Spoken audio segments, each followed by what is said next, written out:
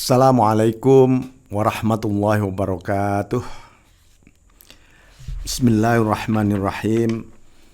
Alhamdulillah hamdan nasilu bihi ila kashfil hijab wa nu'addu bihi minal ahbab wa nashhadu an la ilaha illallah wahdahu la syarika lah wa nashhadu anna sayyidina Muhammadan abduhu wa rasuluhu wa safiyuhu wa khaliluhu wa khiyaratuhu min khalqih. Allahumma salli ala Sayyidina Muhammadin abdika wa nabiyyika wa rasulika nabil ummi wa ala alihi wa sahbihi wa sallim tasliman biqadri azamati dzatika fi kulli waqtin wa hin, amma ba'd. Mari kita masuki episode ke-26. Ini mengenai bagaimana hati kita menjaga. Artinya begini, kita mengikuti, belajar dari tradisi para arifun, menjaga wilayah mulai pikirannya, nafsunya, hatinya, rohnya, sirnya, dan seterusnya. Nah ini. Bismillahirrahmanirrahim. Qala Rasulullah sallallahu alaihi wasallam, man shoma Ramadhana, siapa yang berpuasa di bulan suci Ramadan, thumma atba'ahu sittan min syawalin, kana kasuyamid dahr, lalu setelah bulan Ramadan selesai, itu Anda berpuasa 6 hari di bulan Syawal. 6 hari itu tidak harus berurut-urutan. Ya, kalau berurutan ya bagus. Ya, misalnya sehari 2 hari, habis itu Anda nggak puasa, lusa puasa lagi. Yang penting di bulan Syawal itu ada 6 hari Anda berpuasa. Itu loh ya. Karena di sini tidak disebutkan harus berurutan. Kana kasyamid dahri, itu seperti puasa setahun. Jadi puasa setahun itu memang boleh. Puasa terus itu setiap hari. Kecuali hari-hari yang terlarang, ya, seperti yang beberapa waktu lalu saya sampaikan. Apa sebenarnya rahasia hadis ini? Adalah seorang hamba setelah menjalankan fardu, ibadah-ibadah fardu puasa Ramadan, ini fardu, ya, menurut Syekh Ahmad Ar-Rifai, wan ghimasi fi sunnah al-Muhammadiyah fa innaha barakatul waqt. Walaysa indal arf aham min istisali barakatil waqt bi fardin aw sunnah aw jam'in bainahuma. Jadi ini adalah sang hamba tetap memadukan fardu dan sunnah. Ini para arif di dalam hidupnya. Ya, karena sunnah itu bentuk sebenarnya. Orang melakukan ibadah sunnah ini selama ini kan mungkin Anda, oh ya ini pahalanya besar, ini soalnya fadilahnya begini. Para arifun tenggelam dalam fardu dan sunnah secara bersamaan sebagai wujud cinta. Wujud cinta kepada Allah Subhanahu wa Ta'ala. Ya, wujud cinta. Jadi itu ibarat beginilah ya. Anda memberi hadiah kepada seseorang. Anda punya kewajiban misalnya bayar hutang, itu kan kewajiban. Setelah itu Anda bersedekah juga kepada orang yang menghutangi Anda tadi. Itu kan sebagai wujud cinta. Aku cinta karena aku pernah ditolong oleh dia. Nah ini terpadu di dalam diri arifun full. Wa hunaka muntahal himam. Jadi itu adalah puncak dari himmah hasrat para arifun itu ya di situ sebenarnya. Bismillahirrahmanirrahim, supaya apa ya, barokahnya waktu dengan fardu dan sunnah. Maka wabiha yakum wabiha yaqud wahya manaru albabil arifin. Jadi rohnya para arif, karena sunnah al-Muhammadiyah itu rohnya para arif. Rohnya para arif. Jadi dia bangkit, dia duduk, dia istirahat ya karena itu semuanya. Inilah panji cahaya dari lubuk hati paling dalam para arifun. Semoga kita mendapatkan barokah beliau-beliau itu semua, ya.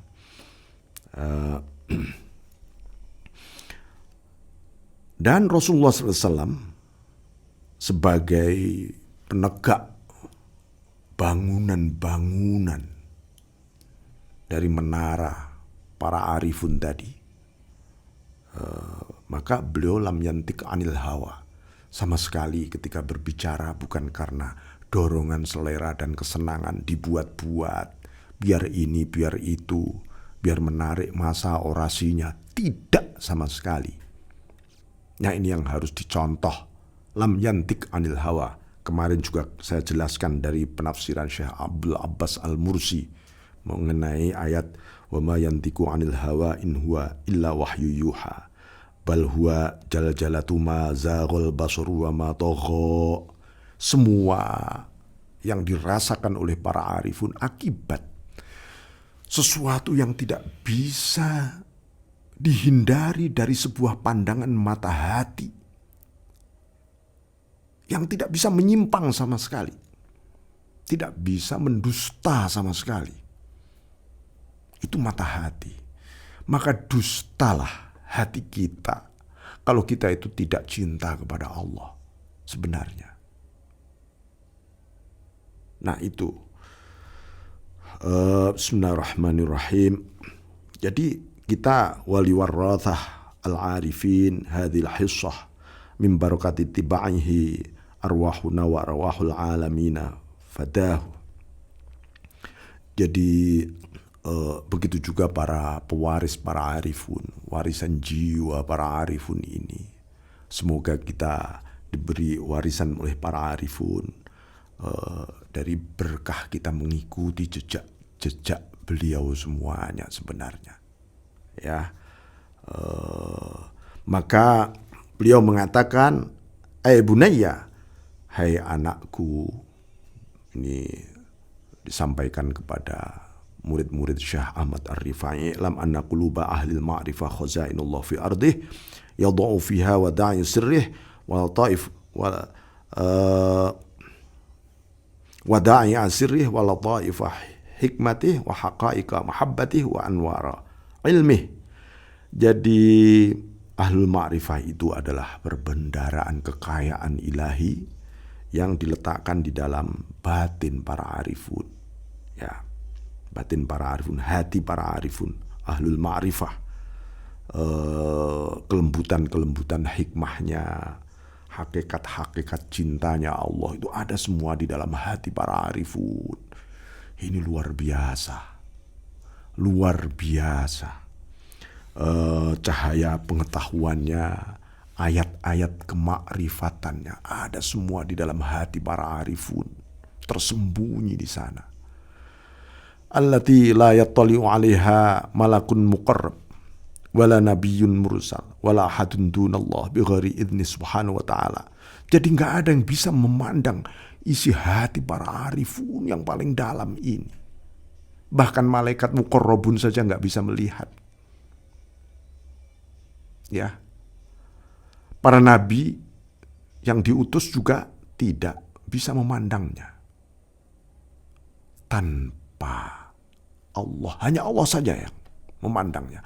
Dan orang ya, yang diberi izin oleh Allah, ini diberi izin oleh Allah itu bukan orang menerawang loh ya, bukan. Kalau orang menerawang itu nafsunya yang pengen menerawang, karena bukan karena kehendak Allah, kehendak dirinya. Aku pengen melihat isi hati orang itu, nggak taunya yang dilihat bukan isi hatinya akhirnya. Ini perlu. Fayambaghi ayyakunal arif aliman bisolahihi wa fasadihi mustaqiman ala muamalatihi arifan biribhihi wa khusrani hafidhan lahu min mukabadati aduwih musta'inan billah fi dhalika kullih wa la yada'a fi qalbihi makanan li ghairihi. Bismillahirrahmanirrahim. Hendaknya orang arif tak harus tahu berarti apa yang baik bagi dirinya, apa yang bisa merusak hatinya. Para arifun harus tahu itu. Istiqomah di dalam amaliyahnya, mengenal mana yang untung, mana yang rugi bagi hidupnya, memandang, waspada terhadap rekayasa musuh-musuhnya. Terus dimusuhi loh orang arif itu. Oleh setan, ya oleh manusia juga. Orang-orang yang menjadi musuhnya Allah yang memusuhi mereka. Na'udzubillah. Ya. Bismillahirrahmanirrahim. Musta'inan billah fi dzalika kulli. Jadi para arifun harus terus-menerus bersandar terhadap pertolongan Allah terhadap menghadapi semua itu. Karena itu pasti membahayakan dirinya untuk hubungan dia dengan Allah Subhanahu wa taala. Nah, itu. Jadi karena itu dia nggak kepingin meninggalkan hatinya selain hanya untuk Allah Subhanahu wa taala. Itu. Karena apa para arifun fa innallaha ta'ala idza tala ala qalbin fara'a fihi ghairah maqqatahu wa khadzalahu wa sallata alaihi al-aduwa. Sesungguhnya Allah ketika memandang pada hati seorang hamba, lalu hatinya tampak, hati hamba itu, loh, hatimu kok bukan untukku, untuk selain diriku. Nah, Allah akan menurunkan cobaan pada orang ini. Karena Allah nggak suka. Allah maha cemburu. Allah akan menghinakan hati orang ini. Dan diberi musuh. Musuhnya mulai datangan gemeruduk. Musuh hatinya ya setan ya. Baik setan yang masuk ke dalam jin maupun setan yang masuk ke dalam manusia. Itu. Nafsunya mulai muncul dan seterusnya. Ini gara-gara hatinya mulai tidak untuk Allah sebenarnya. Muncullah keresahan, kegelisahan, kekacauan-kekacauan yang menyelubungi alam pikirannya dan seterusnya. Bismillahirrahmanirrahim. Nah, itu suasana halatul qulubil arifin. Ada 10 tahap. 10 tahap ini sebagai muamalatul qulub sebenarnya. Muamalahnya hati. Kinerjanya, aktivasinya hati kita. Anda punya alat elektronik atau handphone atau komputer yang belum diaktifasi ya. Berarti nggak hidup. Walaupun sudah nyala misalnya, tapi harus diaktifasi. Biar terjadi proses kinerja lah. Aktivasinya hati ini 1. Al-khotorot, thumma hadithun nafs, thumma hammu, thumma fikru, thumma iradah, thumma ridha, thumma ikhtiyar, thumma niyah, thumma azimah, thumma qasdu, hatta yablugha ila amali zahir. Jadi ini urutan aktivasinya hati. Dari dalam hati ini ada namanya khotorot, intuisi paling dalam. Nah, baru kemudian muncul hadithun nafs. Seperti ada ucapan-ucapan jiwa. Dari situ muncul lagi hasrat. Hasrat itu lalu menjadi renungan. Lalu renungan itu menjadi kehendak. Kehendak itu menjadi ridha. Kan orang harus ridho ketika menjalankan kehendak. Lalu menjadi ikhtiar. Lalu niat. Lalu tekad. Kemudian al-qasd. Al-qasdu. Menuju tekad tadi. Hatta yablugha amalu zahir. Hingga menjadi amaliyah. Yang sifatnya zahir. Amaliyah syariah. Jadi itu 10 hal tadi. Jadi kalau orang yang faman qama lillahi ta'ala fahafidhu muamalatil qalb indal khatarat fahuwa ala madarijis siddiqin. Jadi ketika hati menjaga khatrahnya, intuisi paling dalam itu jaga. Karena intuisi paling dalam hanyalah Allah saja isinya. Kalau itu terjaga, fahuwa siddiqin, itu golongan siddiqun sebenarnya. Para aulia itu di situ. Ya. Faman qama lillahi ta'ala fa hafidha muamalatil qalb inda hadithin nafs fahuwa ala madarijil muqarrabin. Tapi orang hadithun nafs itu sudah mulai ada ocehan-ocehan dalam jiwa kita, tapi itu terjaga, ya, terkendali betul. Fahuwa ala madarijil muqarrabin, dia termasuk al-muqarrabin, orang yang sangat dekat dengan Allah. Dia tepiskan seluruh hadathatun nafs tadi. Aku hanya ingin engkau saja Allah, tapi dia masih berjuang di sana lillahi ta'ala hatinya. Muqarrabin itu.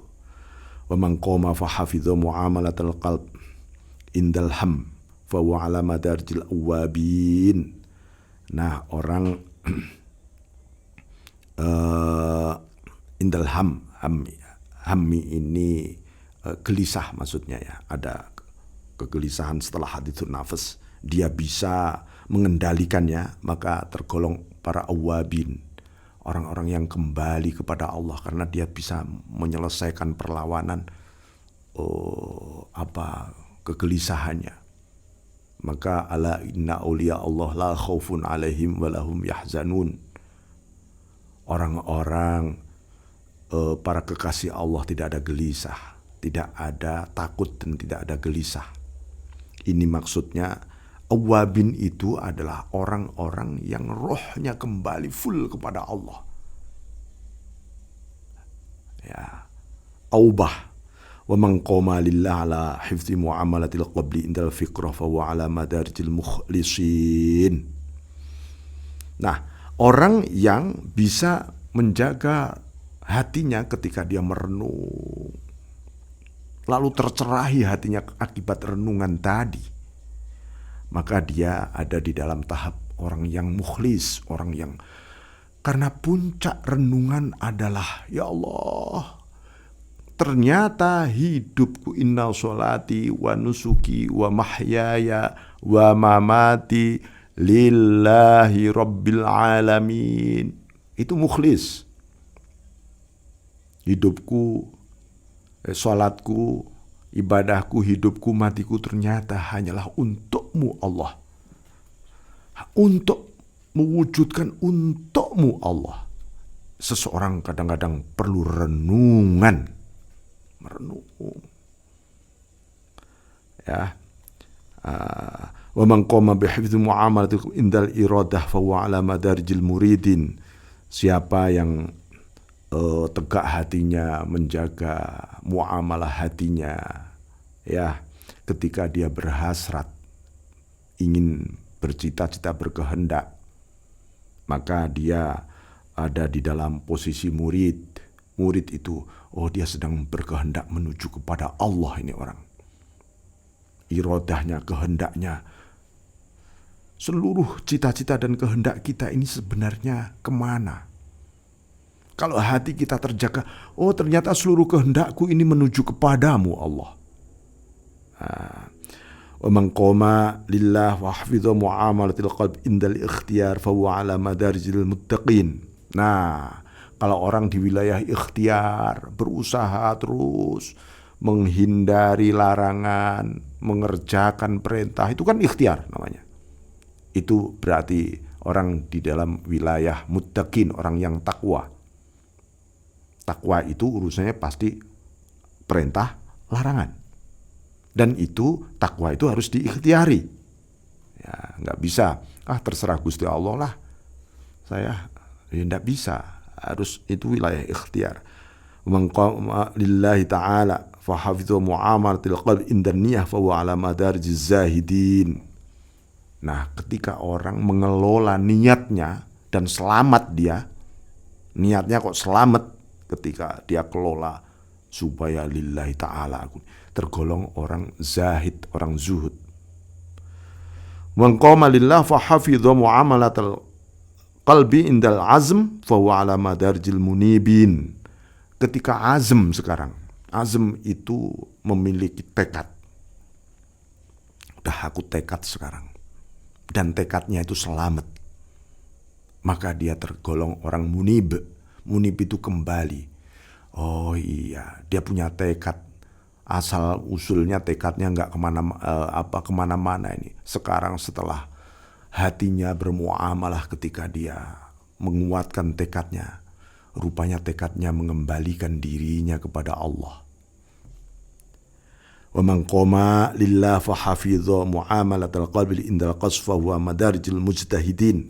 Tapi ketika al-qasdu yang muncul, oke, saya akan bertekad, kemudian qasd, aku akan menuju tekad itu.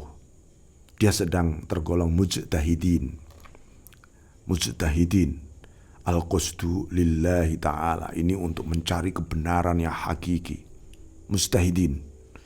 Wa man qama lillah fa hafidha muamalatil qalb ala amalil zahir fa huwa ala madarijil abidin min amatil muwahhidin. Nah, ini yang terakhir nomor 10, yaitu orang yang menjaga hatinya ketika dia melakukan amaliyah zahir, sholat, zakat, puasa, haji, muamalah, interaksi sosial, nolong orang, hatinya terjaga. Maka dia tergolong madarijil abidin, tergolong orang ahli ibadah sebenarnya. Ini adalah umumnya orang yang ahli muwahhidin, orang yang bertauhid. Ya, bertauhid itu menjaga, kalau bisa menjaga, oh dia ahli ibadah memang benar. Nah, ini semua inilah yang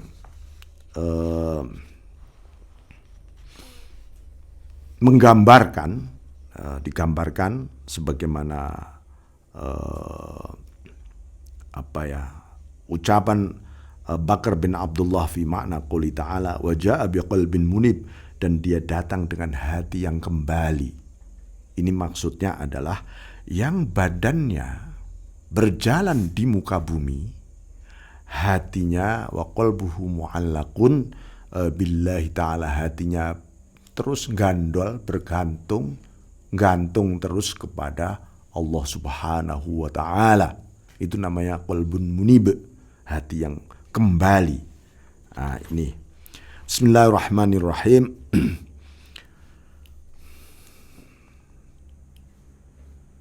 Nah, inilah pada akhirnya kepentingan kita semua adalah tajrid. Tajrid itu konsentrasi hati hanya kepada Allah. Karena tajrid itu adalah muamalah tauhid kita. Ya harus tajrid. Kalau kita mengenal Allah Maha Esa, ya kita harus mengesakan Allah dalam segalanya, termasuk tujuan hanya kepada yang Esa. Nah, ini tajrid. Jadi Thabit An-Nasad rahimallahu ta'ala memiliki pengalaman. Ya, aku membaca Quran ini bertahun-tahun. Ya, beliau hafal Quran dan membaca Quran maksudnya. Bil khauf, penuh dengan rasa takut loh. Falam ajidil qalb. Tapi aku kok gak menemukan hatiku ya. Gimana ini? Tsumma qara'tuhu birroja falam ajidil qalb. Begitu juga ketika aku membaca Quran penuh harapan kepada Allah. Harapan kepada fadl rahmatnya Allah. Baca Quran nih. Aku pun juga tidak menemukan hatiku. Jadi hati kita ini lagi di mana kira-kira sekarang ini ya? Hati kita ini ada di mana kalau kita ukur dengan standarnya An-Nasaj ini? Tsumma qara'tuhu bitajridil qalbi an kulli ma dunallah fa inda dzalika wajadtuhu wa ra'aitu inda wujudih al-wilayatul kubra wal 'izzatul 'uzma wal maratibul 'ulya. Wah, ini dahsyat. Maka ketika aku membaca Quran bitajridil qalbi, dengan menepiskan hatiku dari segala hal selain Allah. Baca Quran is full Allah, nggak ada yang lain, itu Allah. Pikiran-pikiran itu Allah semua. Maka saya pernah menyampaikan, ya, kita ini ketika membaca Quran, walaupun pikiran Anda tahu artinya, maka hatimu harus full. Yang Anda pandang adalah Allah saja, karena Anda sedang berdialog terus-menerus dengan Allah. Fa inda dzalika wajadtuha, aku lalu menemukan hatiku. Dan aku menemukan hatiku pada wujud sesungguhnya di dalam kewalian yang agung dan kebesaran ilahiyah yang begitu luar biasa dan martabat yang begitu luhur. Itu tajrid namanya, tajridul qalb. Tapi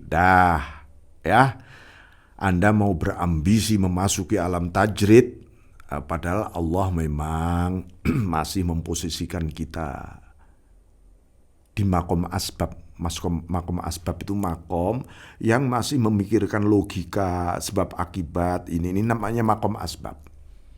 Seperti dikatakan Ibnu Athaillah, iradatuka at-tajrid ma'a iqamatillahi iyyaka fil asbab minasyahawatil khafiyah. Jadi hasratmu memasuki, ambisimu memasuki alam tajrid. Alam tajrid tidak boleh ambisi, biar Allah sendiri yang menajridkan tadi. Ya, semua kan dari hidayah Allah ini, dari pertolongan Allah semua, ketajridan hati kita ini. Nah, kalau kita ngotot memasuki padahal Allah belum waktunya, ya itu namanya nafsu tersembunyi. Nafsu saja itu. Muncul nafsu itu suka muncul seperti itu. Ya. Bismillahirrahmanirrahim. Jadi inilah salah satu didukung oleh ucapan firman Allah di dalam salah satu kitab-kitab terdahulu, Al-Qulubu biyadi wal hubbu fi khazaini falaula hubbi li abdi ma qadaral abdu ayuhibbani walaula dzikri lahu fil azal ma qadara ayyadhkurani walaula iradati iyahu fil qitam ma qadaral abdu ayyuridani. Ini harus Anda pegang ya, kalimat ini. Ini kalimat tauhid dan mewujudkan tauhid. Semua hati itu ada di tanganku, kata Allah. Cintaku ada di dalam kekayaan perbendaharaanku. Kalau bukan karena cintaku pada hambaku, sang hamba tidak akan pernah mampu mencintaiku.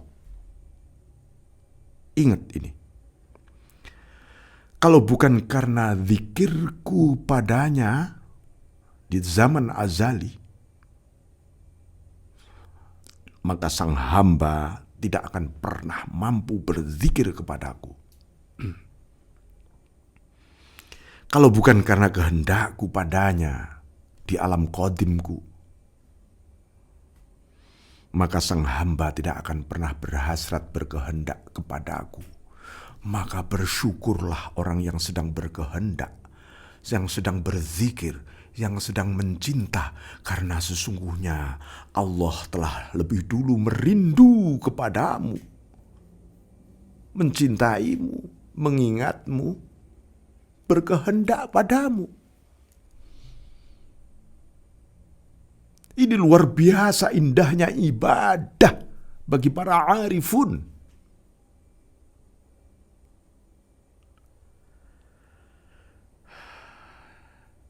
Faqala qila inna arifan ra'a rajulan yaduru halal masjid faqala lahu ya hadha ma tatlub qala utlub mawdi'an khalian usalli fih faqala khalli qalbak amma dunallah wa salli fi ay mawdi'in syi'. Ini ada cerita, ada seseorang muter aja di masjid. Ditanya, kamu mau cari apa? Muter aja. Mau sholat di mana? Saya mau cari tempat yang sangat sunyi, nggak ada siapa-siapa, supaya saya bisa sholat di situ.